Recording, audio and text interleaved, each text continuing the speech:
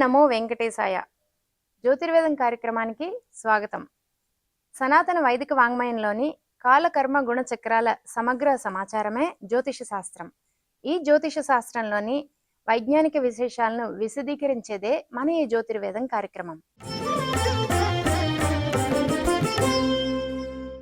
జ్యోతిష శాస్త్రంలోని గ్రహాల ఆధిపత్యాలు, స్వక్షేత్ర, ఉచ్చ, నీచ, మూల త్రికోణం వంటి అనేక వైజ్ఞానిక విశేషాలను వివరించడానికి మన స్టూడియోకి విచ్చేశారు ప్రముఖ ఆధ్యాత్మికవేత్త, జ్యోతిష శాస్త్రవేత్త ఆచార్య సాగి కమలాకర శర్మ గారు.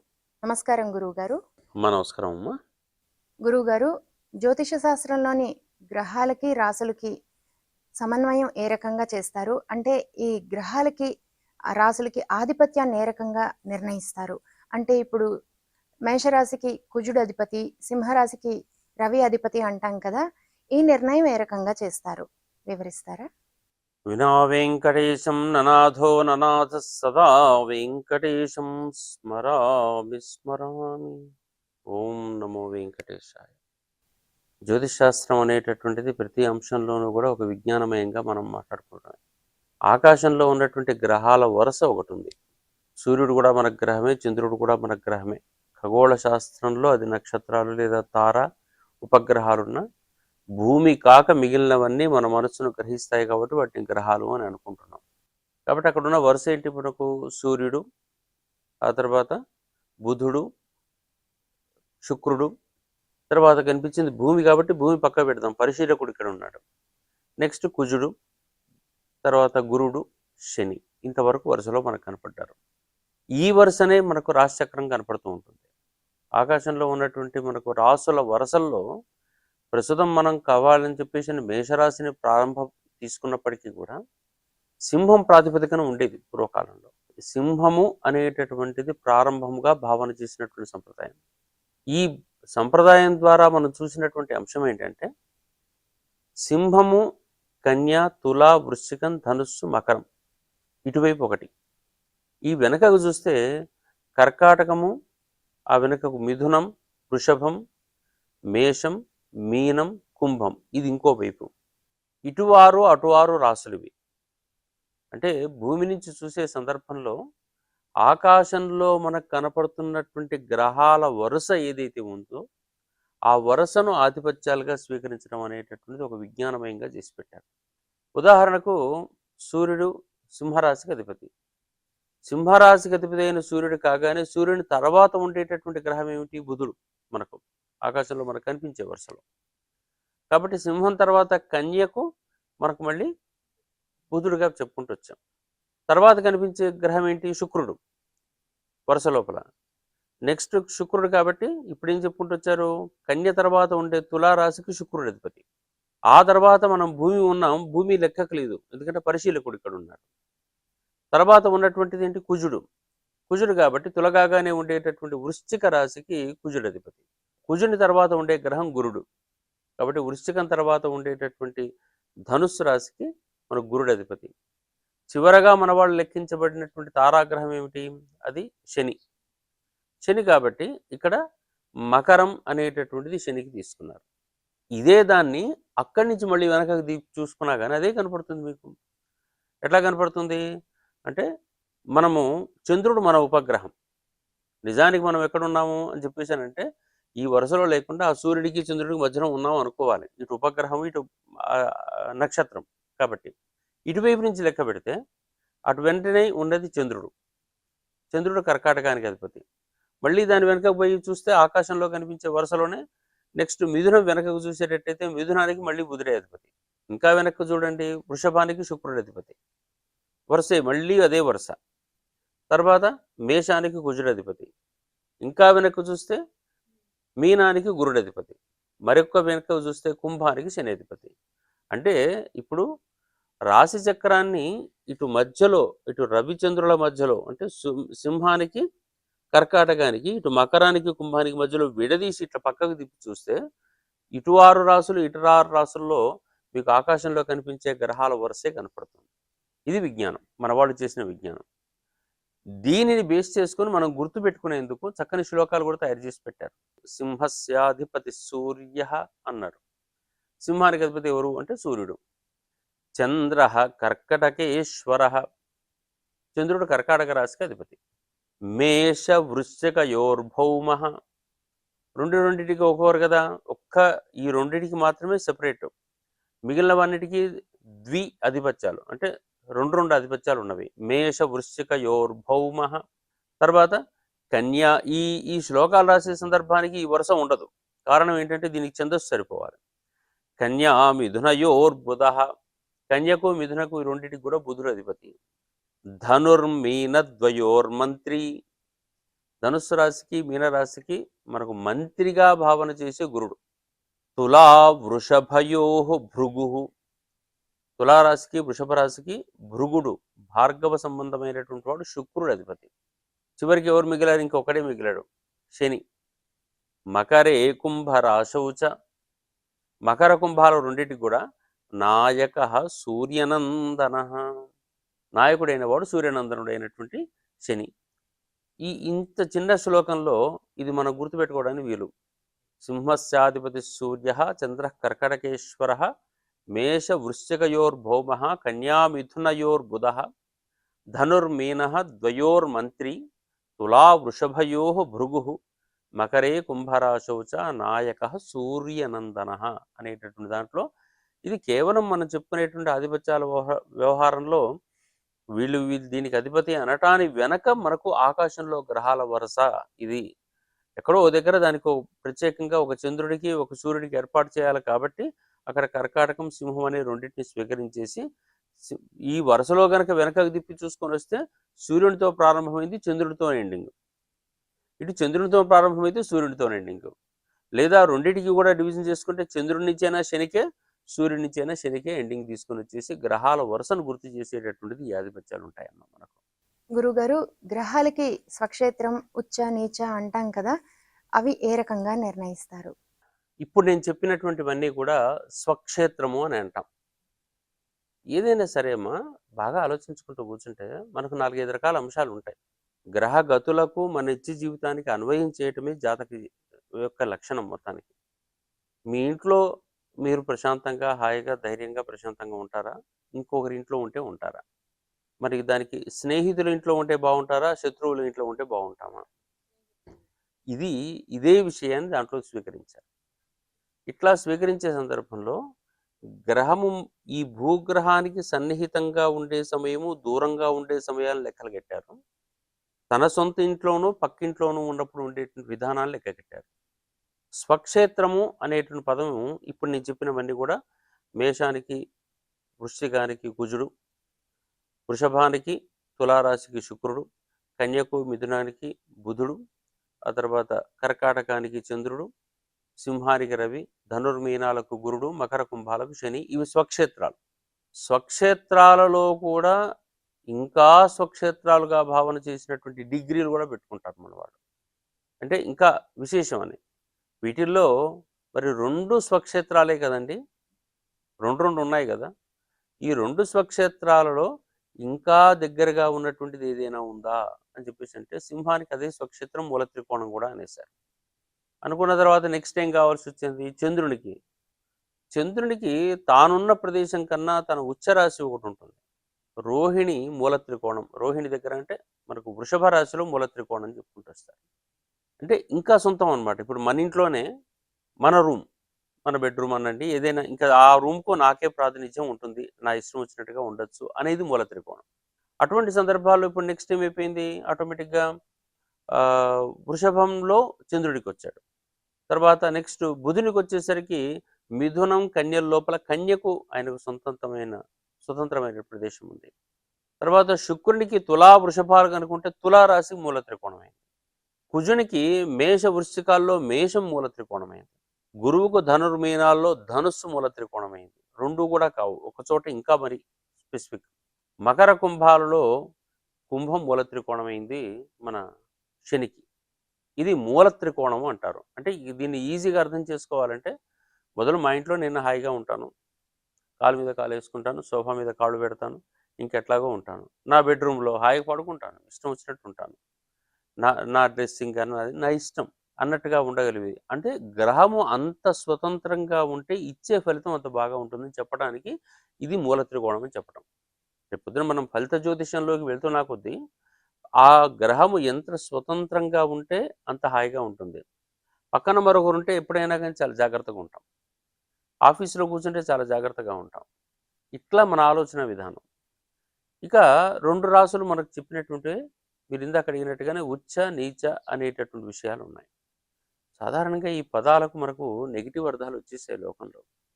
ఉత్ అనేటటువంటిది శ్రేష్టమైన అని, ఎత్తు అనే అర్థం. నీచ అంటే కిందికి అని అర్థం. ఇది పదం పోయి ఈ నీచ శబ్దం అనేటటువంటిది మన వాళ్లకు ఏదో నీచ రాశిలో ఒక గ్రహం ఉంటే వాడు నీచుడు అవుతాడనే పదం తీసుకొచ్చారు. నీచ ఉచ్చ అనేది దూరం దగ్గరని బట్టి ఏర్పడింది. భూమికి అత్యంత సన్నిహితంగా ఉండేటటువంటి గ్రహము ఉచ్చల స్థానంలో ఉన్నట్టు, స్వక్షేత్రం కన్నా ఇంకా ఎక్కువగా ఫలితం ఇస్తుంది. నీచ స్థానంలో ఉంటే కొంచెం ఫార్ అవే ఫ్రమ్ ద, అంటే మొత్తం భూమి కక్షకు ఆ గ్రహము ఆ రాశిలో సంచరిస్తున్నంతసేపు ఇంకా దూరంగా ఉంటుందని అర్థం. అంటే దాని ఫలితం కొంచెం తక్కువగా ఉంటుంది.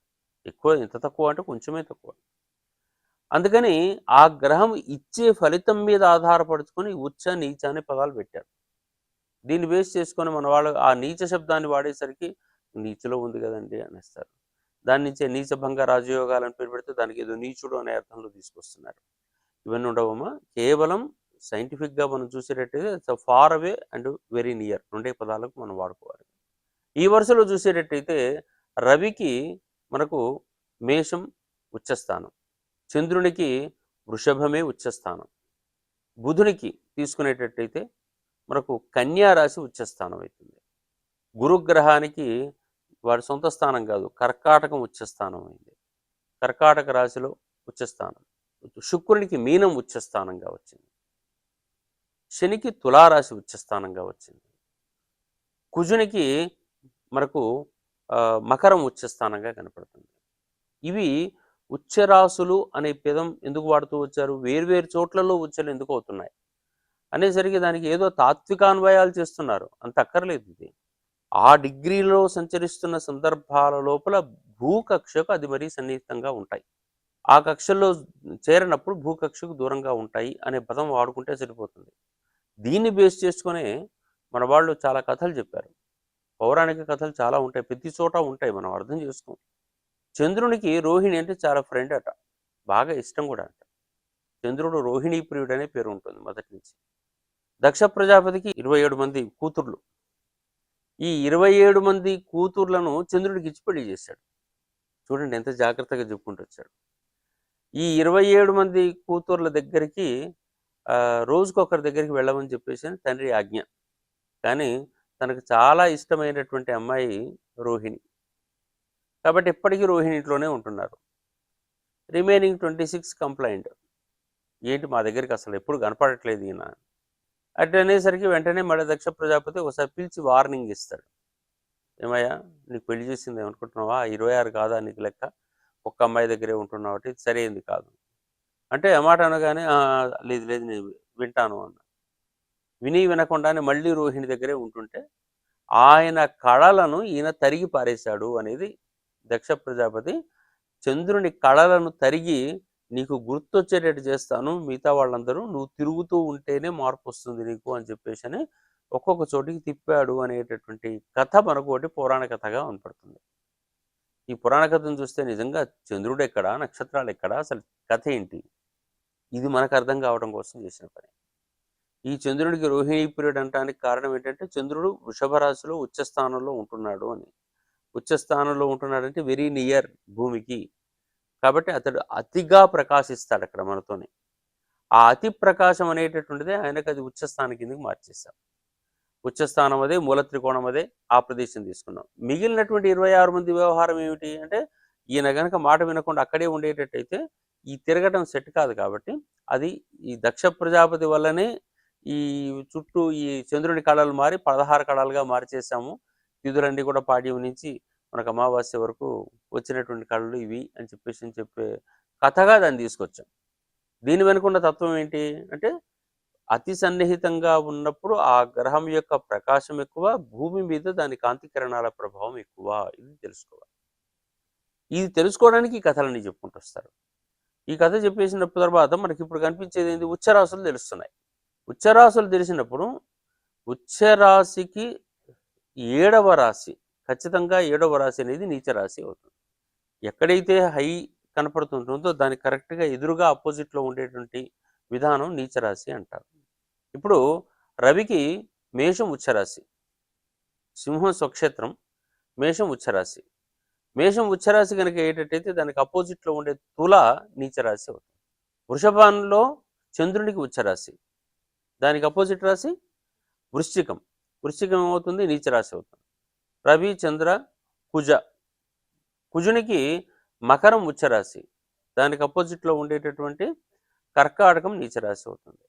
రవిచంద్ర కుజ బుధ, బుధునికి కన్యా ఉచ్చరాశి, దాని ఎదురుగా ఉన్నటువంటి మీనము నీచరాశి. అంటే 180 డిగ్రీస్ అపోజిట్, లేదా 7వ రాశి. ఎక్కడి నుంచి లెక్క పెట్టుకుంటూ పోవాలి?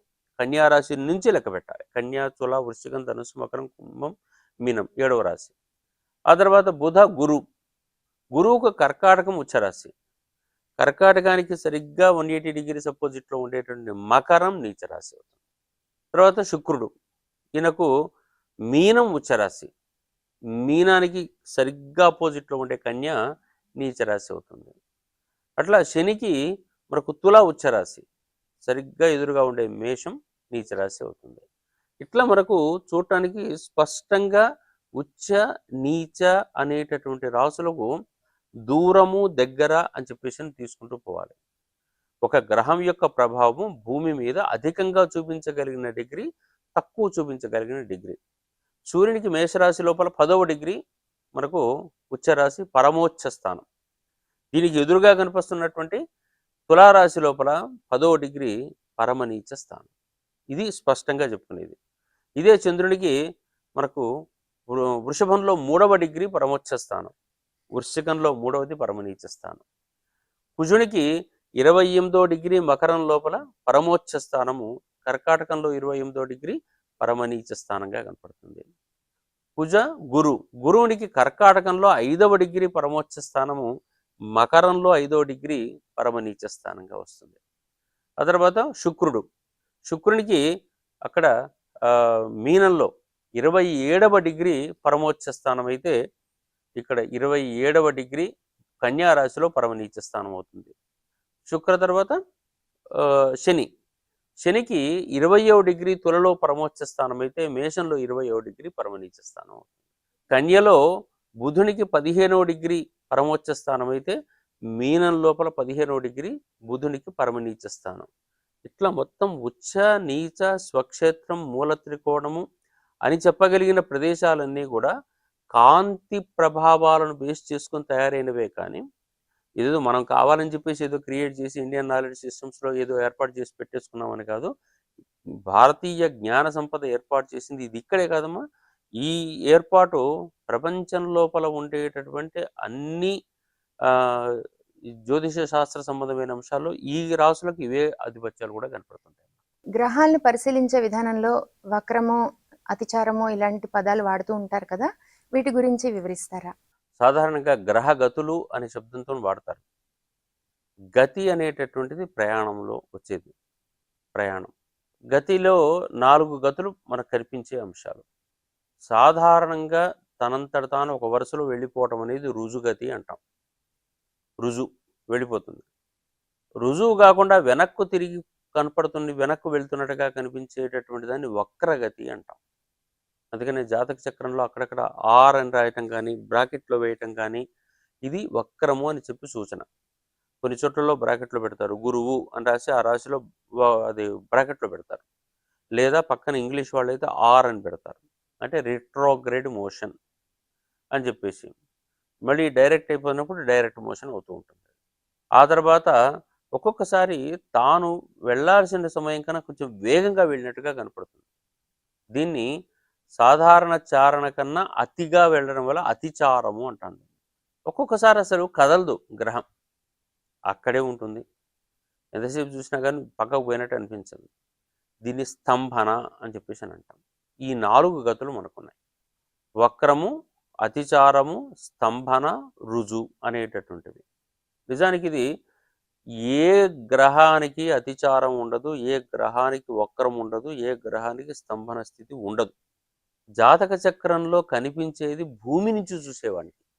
ఆకాశంలో గ్రహాలు గనక ఏదో ఇప్పుడు కుజుడు కాసేపు వెనక్కి తిరుగుతాడు, కాసేపు ముందరికెళ్తాడు అని చెప్పేసానంటే అసలు సృష్టి మొత్తం అల్లకల్లోలం అవుతుంది. రవిచంద్రులకు ఎప్పుడూ అవి లేవు, వక్రగతులు లేవు, అవి రుజువే, దానికి అసలు సంబంధం లేదు. ఇక రాహుకేతువుల విషయం మనం మాట్లాడుకున్నట్టుగా అవి ఎప్పుడూ వక్రమే, వెనక్కు తిరిగే కనపడతాయి తప్ప ముందుకు రావు. కాబట్టి వాటికి వక్రగతే ఉంటుంది, రుజుగతి ఎన్నడూ లేదు. ఇక మిగిలినవేవి భూమి కాక మిగిలిన 5 గ్రహాలు, వీటినే పంచతారా గ్రహాలు అంటారు. ఇవి ఏమవుతున్నాయి, ఈ భూమి తిరుగుతూ ఉంది చుట్టూ పరాబలయం లోపల. ఈ తిరుగుతూ ఉంటున్నప్పుడు భూమితో పాటు ఇక్కడ ఒక కక్షలో ఇది కూడా ఇట్లా తిరుగుతూ ఉంటుంది. ఈ రెండు ఇట్లా వెళ్తాయి ఒక్కొక్కసారి. ఈ కక్షలోకి వెళ్ళిన తర్వాత ఈ మూలం ఇచ్చి దీనిది వెంటనే ఇటు తిరుగుతుంది, ఇదేమి ఇట్లా తిరుగుతూ వస్తుంది. లేదా ఇది ముందరిది ఒకటి ఉంటుంది, వెంటనే పక్కకు తిరుగుతుంది. ఎవరి కక్షల్లో వాళ్ళే వెళ్తున్నారు, కానీ భూమి మించి చూసేవానికి ఇది సమస్య. ఇవి మనకి ఈజీగా అర్థం కావాలంటే ఒక పదం చేసుకోవచ్చు. మనం బస్సులో వెళ్తున్నాం, బస్సులో వెళ్తుంటే మన వెనక నుంచి ఒక బస్సు వస్తుంది, అంత దూరంలో కనపడుతుంటే దాన్ని చూస్తున్నాం మనం. మన వెనకకు ఉంది అది, అది రుజుగతిలో ఉంది, మనం రుజుగతిలో ఉన్నాం. కొంత దూరం వేగంగా వచ్చిన తర్వాత మన పక్కకు వచ్చేసింది. దాంట్లో ఉన్నవాళ్ళు దీంట్లో ఉన్నవాళ్ళు అప్పుడప్పుడు మాట్లాడుకోవచ్చు కూడా. ఇక్కడి నుంచి ఓ రాయి ఎక్కడికి కూడా వేయచ్చు. అంటే అది కదలదు, మనం కదలనట్టుగా ఉంటున్నాం. ఈ రెండు ఒకే గతిలో ప్రయాణం చేస్తుంటాయి. ఈ గతిలో ప్రయాణం చేస్తున్నప్పుడు దీన్ని స్తంభన అని ఇస్తాం. కదలవు అంటే మనం కదులుతున్నట్టుగా అనిపిస్తుంది. రెండు సమానంగానే ఉన్నాయి కదా, రెండు ఎంటిటీలు ఉన్నాయి కానీ రెండు సమానంగా ఉన్నాయి. ఈ అబ్జర్వర్కి ఏముంది, పక్కది కదలట్లేదు అనుకుంటున్నాడు, తాను కదలట్లేదు. రెండు సమాన వేగంతో కదులుతున్నాయి. సమాన వేగంతో కదిలే బదులు నేను కొంచెం ముందుకు వెళ్ళాను, అప్పుడు నేను వెళ్తున్నట్టు అనిపించదు నాకు, అది వెనక్కు పోతుందని ఫీల్ అవుతాను. నేను నా కదలికలు నాకు గుర్తులేవు, ఎందుకంటే నేను భూమి మీద ఉన్నాను. నేను కదులుతున్నట్టుగా నేను అబ్జర్వ్ చేయలేను కాబట్టి నాకన్నా అది వెనక్కు వెళ్తున్నట్టుగా కనపడుతుంది. అయ్యో బస్సు వెనక్కి వెళ్తుందే అని చెప్పేసి అని భావన వస్తుంది. రైళ్లలో కూడా ఒక్కోసారి ఈ భావన కలుగుతుంది.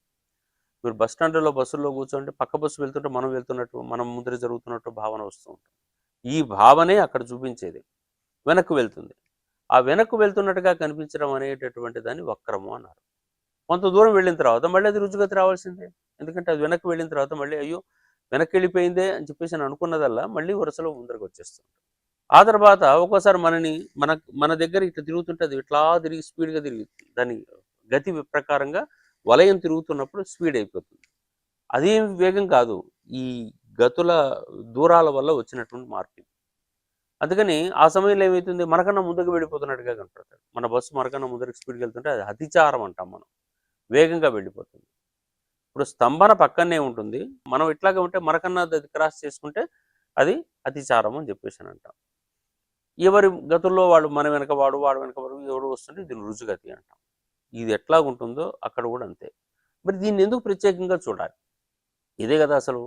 అది ఎట్లుంటే మనకెందుకు గొడవ అంటే, ఇంతకుముందే అన్నాను స్తంభనలో పక్కనే ఉంటున్నాయి. ఈ పక్కనే ఉన్నప్పుడు ఒక మాట అన్నాను, ఇక్కడ రాయి అక్కడ పడేయచ్చు, అక్కడ పూలు ఇటు విసిరేయచ్చు. అంతగా ఒక గ్రహం యొక్క ప్రభావం భూగ్రహం మీద ఉంటుంది. ఒక గ్రహం యొక్క ప్రభావం మన లగ్నం మీద, మన రాశి మీద ఉంటుంది అనుకునేటట్టయితే ఆ గ్రహం వక్రంలో ఉంది అంటే మామూలు ఫలితం కన్నా ఎక్కువ ఫలితం ఇస్తుంది, పక్కనే ఉంది. అతిచారంలో ఉంది, కొంచెం ఎక్కువ ఫలితం ఇస్తుంది. స్తంభన మరీ పక్కనే ఉంటుంది. కాబట్టి దాని కాంతి కిరణాలన్నీ కూడా మన మీద ప్రభావం చూపించేటువంటి విధానం అతి ఎక్కువగా ఉంటుంది. కాబట్టి దీని ప్రభావం దీని మీద పడుతుంటున్నప్పుడు, దాని ప్రభావం అధికంగా గమనిస్తున్నప్పుడు మనం డెఫినెట్గా దాన్ని గమనించాల్సిందే. అందుకని జాతక చక్రం ప్రకారంగా మనం స్తంభన, ఈ రిట్రోగ్రేడ్ మోషన్ అని మిగతావన్నీ ఎప్పుడు రికార్డ్ చేయరు. అది కేవలం కొన్నిసార్లు దేశగోచారాల్లో చూస్తారు, ఇది అతిచారంలో ఉంది, స్తంభనలో ఉందని. కానీ సాధారణంగా జ్యోతిష్ శాస్త్రంలో రిట్రోగ్రేడ్ మోషన్కి ఎక్కువ ప్రాధాన్యం. అందుకే అది శుభగ్రహం అయితే ఎక్కువ శుభాన్ని ఇస్తుంది, అశుభగ్రహం అయితే ఎక్కువ అశుభాన్ని ఇస్తుంది. ఇందాకన్నాను, రాళ్ళు వేసేవాడు రాళ్ళు వేయచ్చు, అశుభగ్రహం అయితే పూలు వేసేవాడు పూలు వేయచ్చు, శుభగ్రహం అయితే. అందుకని ఈ 2 రకాల వ్యవహారాలు గమనించటం కోసం మనకు ఈ 4 రకాల ప్రత్యేక గతులు చెప్పుకుంటూ వచ్చారు. ఆ 4 గతులు ఏంటి మనకు, వక్రము, అతిచారము, స్తంభన, రుజు అనేటటువంటి 4 గతులు. ఈ 4 గతులను మనం అధ్యయనం చేయాలి. చేస్తే వీటి ప్రభావం మన మీద ఎంత ఎక్కువ ఉంటుందో తెలుస్తుంది. గురుగారు, గ్రహాలకు అస్తంగత్వం, మూఢం అనే పదాలు వాడుతూ ఉంటాం కదా, వీటి గురించి వివరిస్తారా? అస్తంగతము, సమాగము అనే 2 పదాలు ఉన్నాయి. అస్తంగత్వము అని చెప్పేసి అన్నప్పుడు సూర్యునికి అతి సన్నిహితముగా గ్రహాలు వచ్చినప్పుడు గ్రహము కాంతి సూర్యుని ప్రభావం పడి మన మీద రిటర్న్ రావాలి. కానీ మన భూకక్షకు అక్కడ ఏమైపోతుంది, సూర్యుని కక్ష మనకు సూర్యుని ప్రభావం మన మీద పూర్తిగా పడకుండా దీని ప్రభావం దాని మీద పడి దీని మీద మనకు వచ్చేంత అవకాశం లేదు. సూర్యుని ప్రభావ పరిధికి అది లోనైపోతుంది. ఆ లోనైపోతుంది కాబట్టి వితిన్ 12 degrees లోపల ఉండేటట్టయితే అది అస్తంగతము లేదా మూఢము అంటాం. గ్రహాల ఆధిపత్యాలు, గ్రహగతుల గురించి అనేక వైజ్ఞానిక విశేషాలను అందించినందుకు శ్రీ వెంకటేశ్వర భక్తి ఛానల్ తరపున మీకు మా ధన్యవాదాలు. నమో వెంకటేశాయ.